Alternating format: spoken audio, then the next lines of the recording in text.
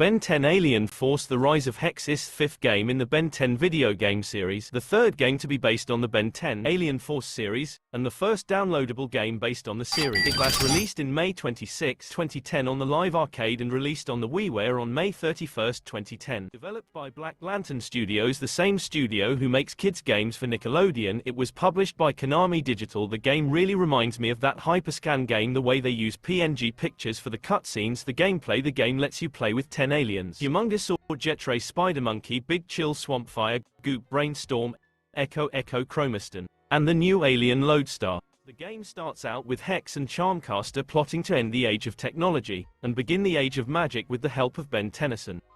Meanwhile, while Ben is messing around with the Omnitrix, he ends up shorting it out, leaving only Swampfire and Brainstorm available. Gwen then informs him that Hex is planning to take over the world, and that Kevin is missing. Ben then goes out to various old factories filled with Tekkadan robots. To get past through various doors, Ben needs to find certain key cards. To get past the level, Ben needs to find a talisman, which will get rid of a magic barrier. But Ben eventually gets all of his aliens back, in time to defeat a very large Tekkadan, which requires aid from some electrical wires. After defeating the Tekkadan, it is revealed that Kevin was overtaken by the Tekkadan armor. Kevin then warns Ben that Hex is more powerful than ever now, and that now Gwen is missing.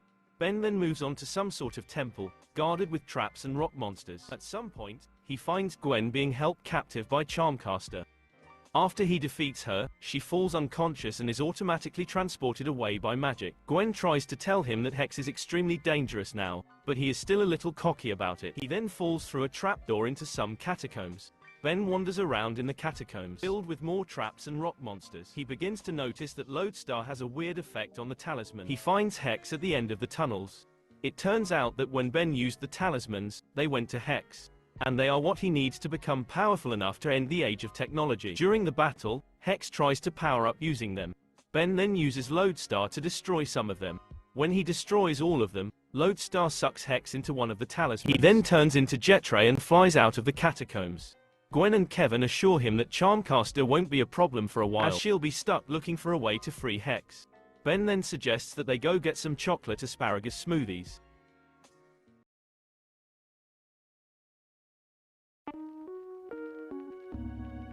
Overall, the game didn't give anything new. The cutscenes were very boring and the plot looks like it was written by a 7-year-old. Even that Hentai Omniverse game has better writing and animation. Honestly, I didn't know what Cartoon Network was thinking. It would been better if this game released mobile, or let's say arcade maybe, but on Xbox and Wii it just didn't work. The graphics of the game is not bad. I can see myself playing it to pass the time, so for that I give it a 7 out of 10.